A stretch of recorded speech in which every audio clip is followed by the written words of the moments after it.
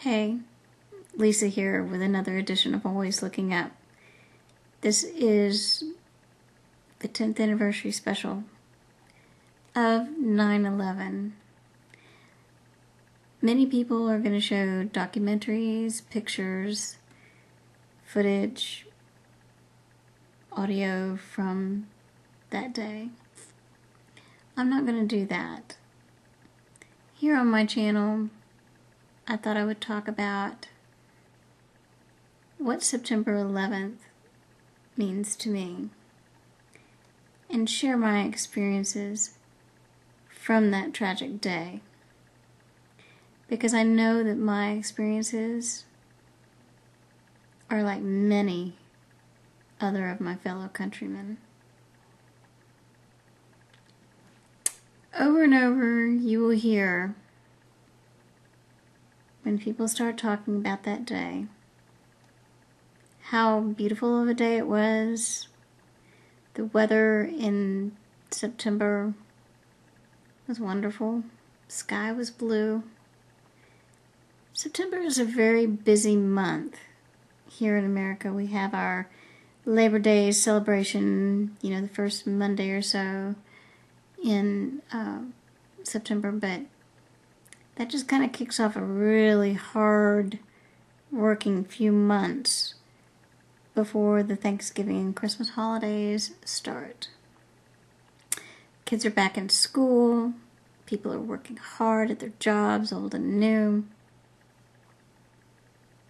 People are, the traffic is usually bad, things like that. I remember that day. I remember going to work. At that point in my life, I was a research coordinator and the marketing director for a company that did clinical trials, pharmaceutical clinical trials. That morning, we had a meeting, a company-wide meeting, and by the time it got to be about 9 o'clock Central Time, between 8 and 9 a.m. Central Time, we had already gone back to our desks and had started working on our day and the work that we were supposed to be doing. Nothing seemed out of the ordinary.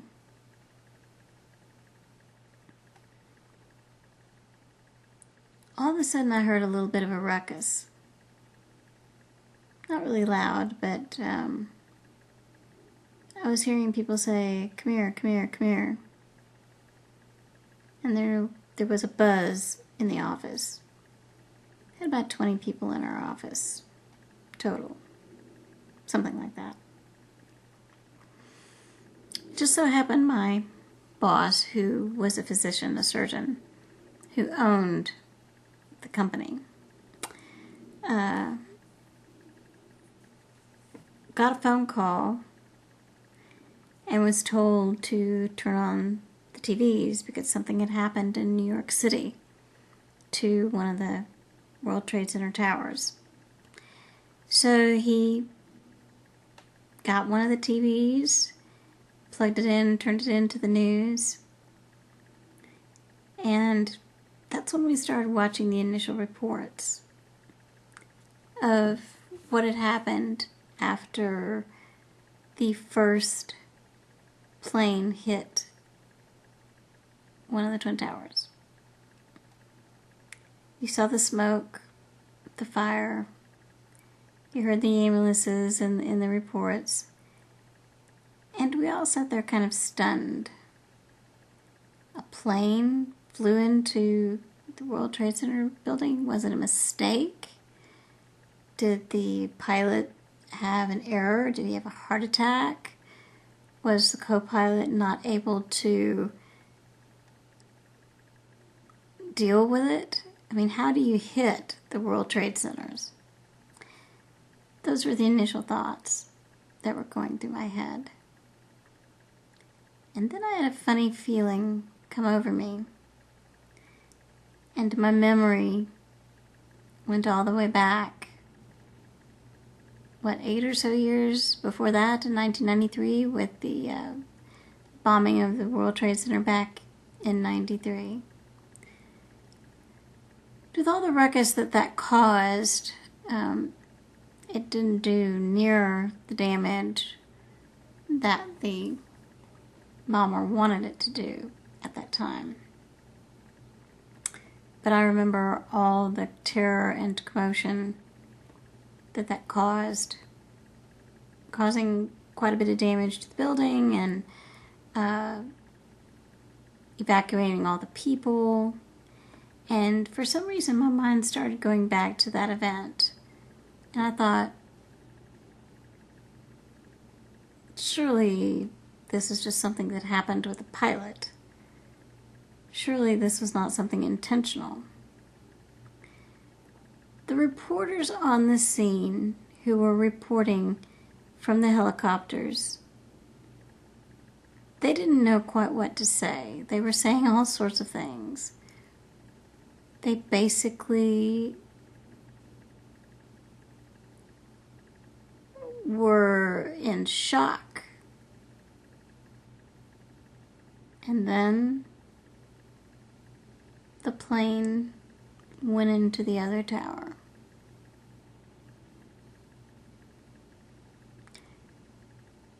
We all sat there with our jaws wide open, our mouths wide open, because it was at that moment that I knew that there was no pilot error, that there was no illness or tragedy that caused those planes to go into the towers. And I sat there and watched the fire and the smoke coming through the buildings, and I knew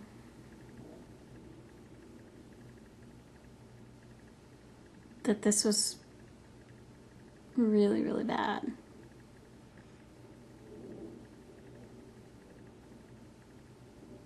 I said, we're under attack. We are literally under attack. That's what's going on here.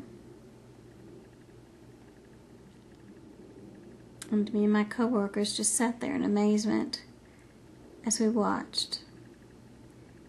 And we kept saying, are the people above the flames? Are they going to be able to get out of the building? And that was my first thought. Are those people getting out of the buildings?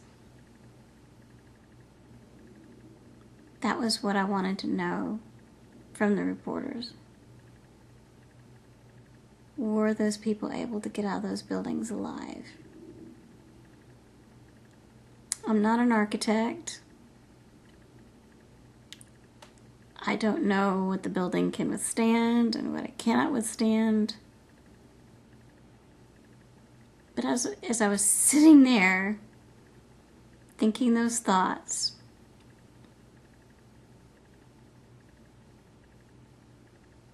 the first tower fell. Again, my mouth was open in amazement, because the only thing that was going through my mind was that, well, my question is answered. Not very many people getting out of that building, so that question got answered pretty quick. And the next thing that went through my mind was, okay, is the second building gonna fall?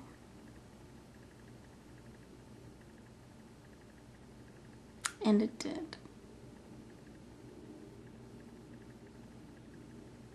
The next things I saw looked like something out of a horror movie. People people running in the streets, people jumping from burning buildings.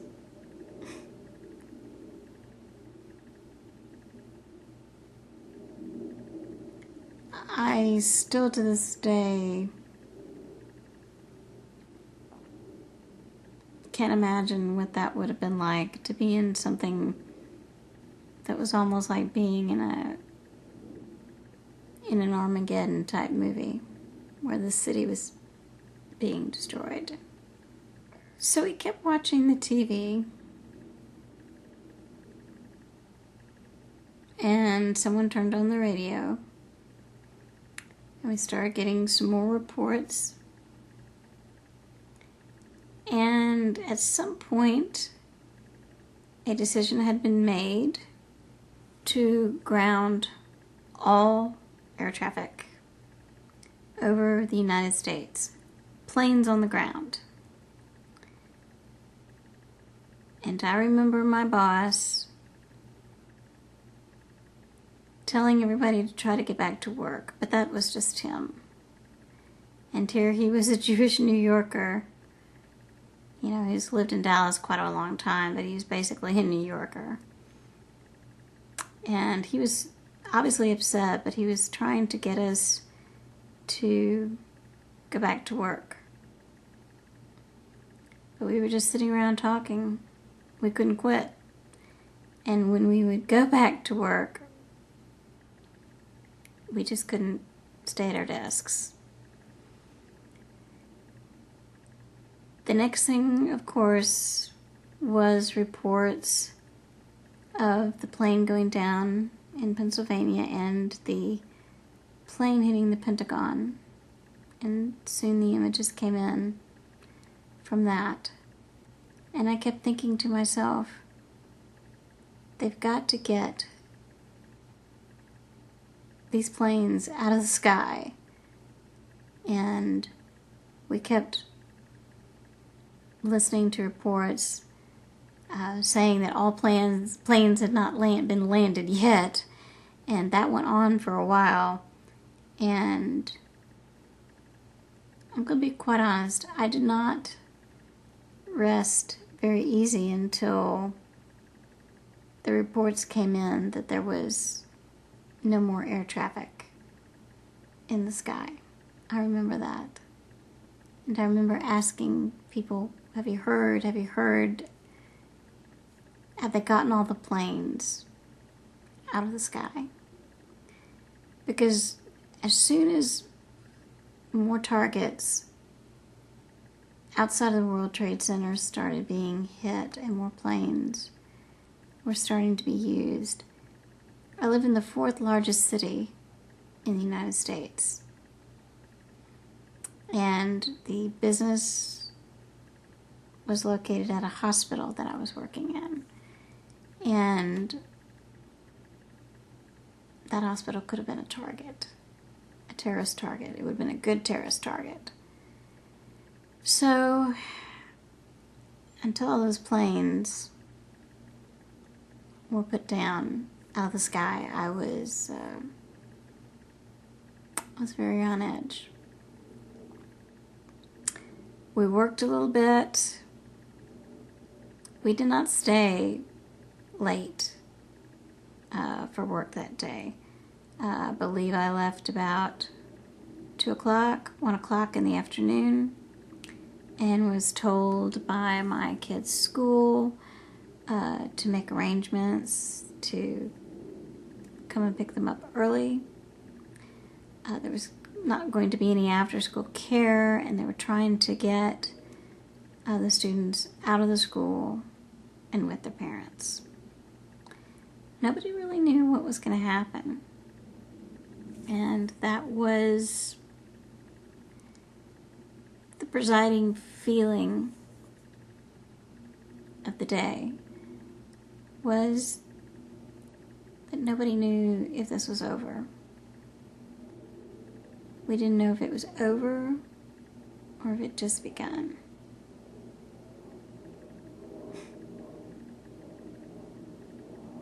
In my heart, I knew that it wasn't over.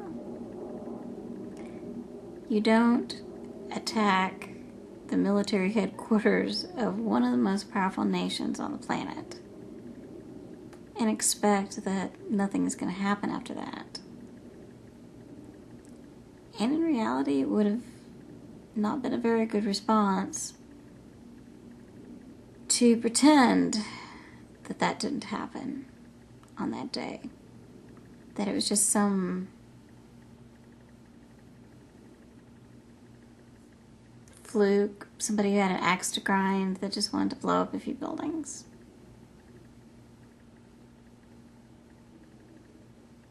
No. Our military was attacked. The heart of our military was attacked on that day. Severe damage was done to the building, loss of life.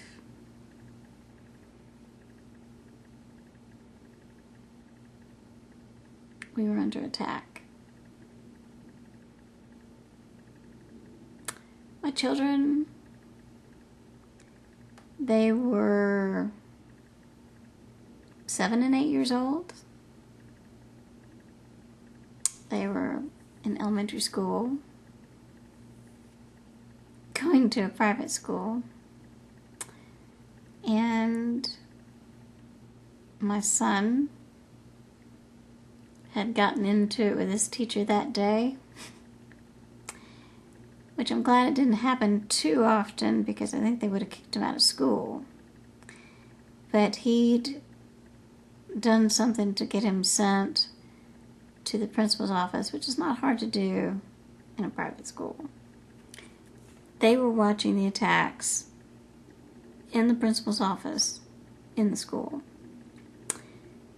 So my son sat there in his little chair in the corner and he watched.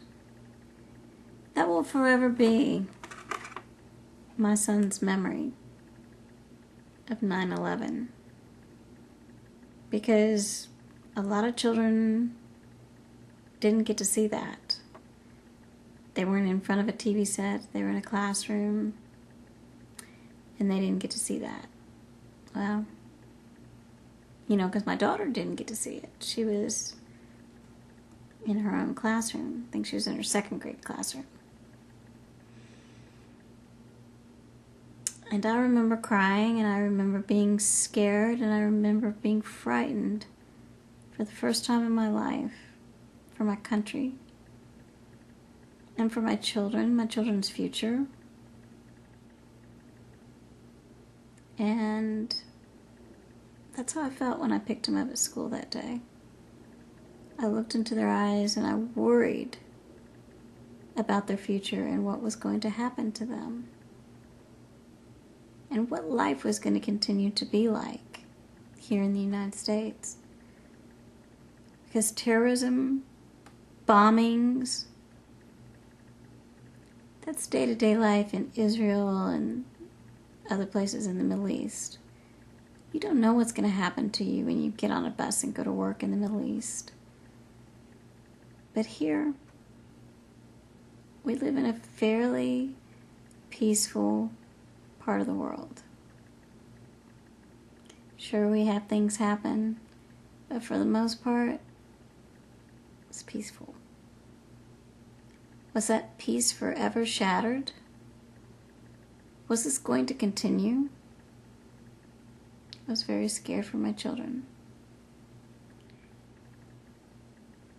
And I was very horrified at the number of casualties that happened on that day. And the reports just kept coming in. They just kept coming in.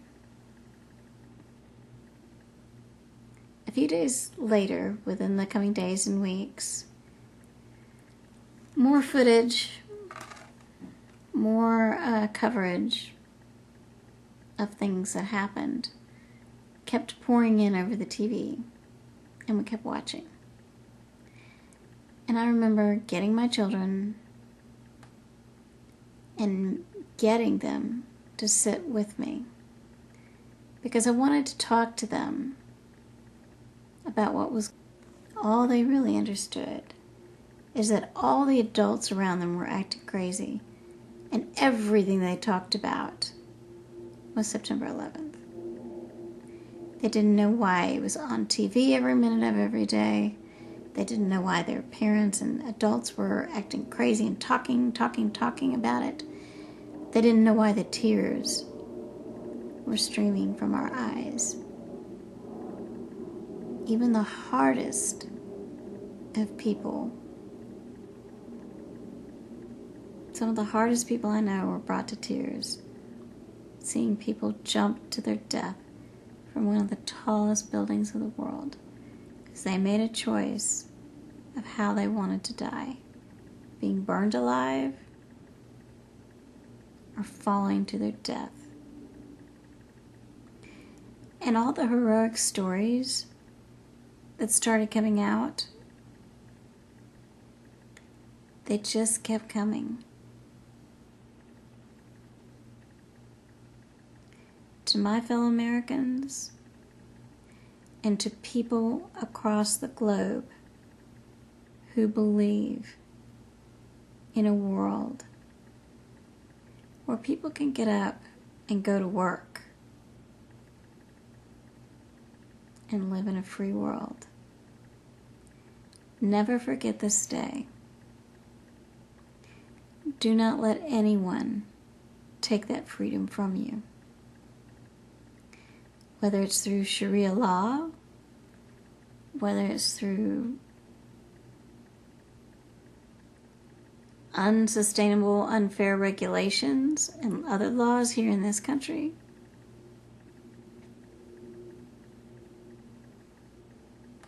never let anybody take your freedom from you. You have to fight. And it's been said several times, but I'm going to say it again. Peace comes through strength. Strength is how you build peace in your world.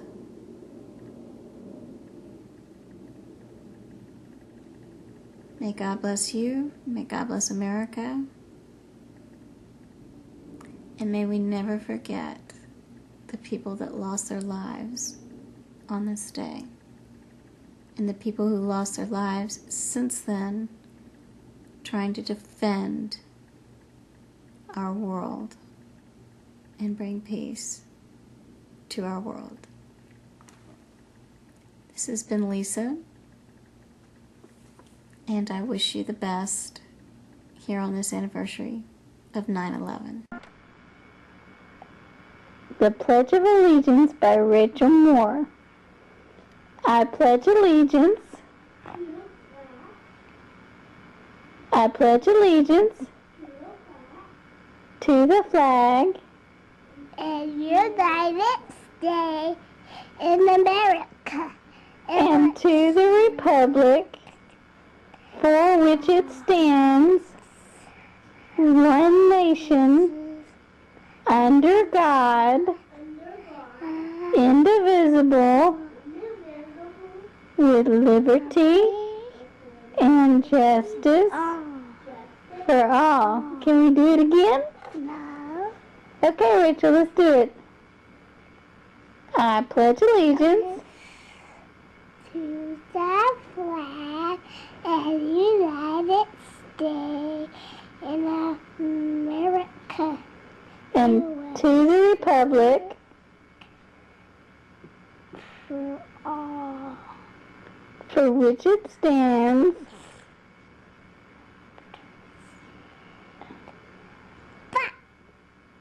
one nation, under God, with liberty, Ow! with liberty Ow! Ow! Liberty! and justice Ow! Ow! for all. Ow! Say good night.